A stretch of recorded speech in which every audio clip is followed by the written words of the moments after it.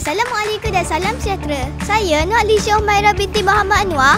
Dan saya Saidah Nafisa binti Muhammad Dahlan, kru TV PSS anda.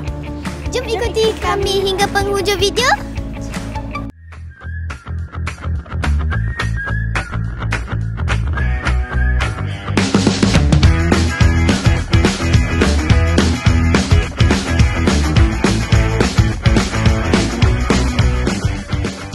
Bagai makanan yang dijual, semuanya sedap-sedap. Betul tu, semua menu jualan makanan sangat menarik, sedap dan harga yang berpatutan. Antara menu pilihan adalah gerai PIBG yang menjual nasi lemak sedap. Gerai Western Food pula ada pelbagai juada yang tengah viral seperti ayam Korea, cendawan inoki dan banyak lagi. Seterusnya, liputan di PSIS sempena perasmian oleh pengarah pendidikan iaitu Puan Khalida binti Haji Omar. Assalamualaikum Puan. Salam. Boleh Puan kongsikan apakah objektif lawatan pada pagi ini ke SK Kampung Baru Sirusa? Objektif lawatan ke SK Kampung Baru Sirusa. Okey. Assalamualaikum warahmatullahi taala wabarakatuh. Nama adik siapa? Isma Amal Faris bin Ismail. Panjangnya. Panggilan apa? Isma. Isma saja.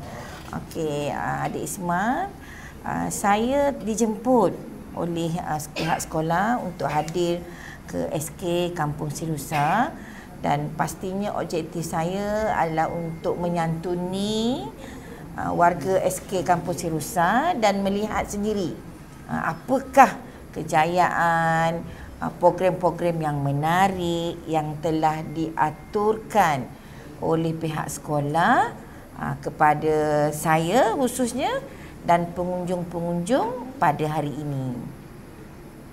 Okey. Soalan kedua iaitu soalan terakhir. Apakah pandangan Puan tentang PSS SKK BSR? Oh, pandangan. Wow. First impression saya, wow. Cikgu rasa bangga melihat keadaan pusat sumber sekolah ini dan cikgu yakin dan percaya objektif penubuhan pusat sumber sekolah ini pastinya akan mencapai objektifnya di mana anak-anak kita datang beramai-ramai ke pusat sumber.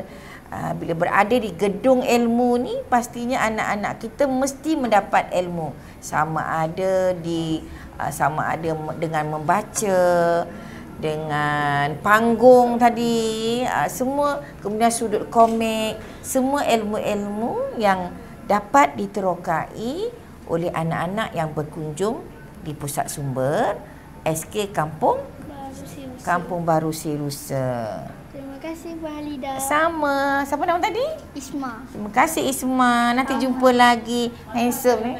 Oh, mahal tidak. Boleh pinjam? Okey. Tahniah. Okey. Alhamdulillah. Terima kasih kepada semua pengunjung-pengunjung yang telah sama-sama menjayakan karnival kita. Begitu ramai sekali pengunjung yang datang. Saya rasa jualan-jualan semua telah menghabiskan jualannya. Okey, insyaAllah tahun depan kita akan buat lagi besar. Tahun 2026. Sekian dahulu untuk episod kali ini. Bye.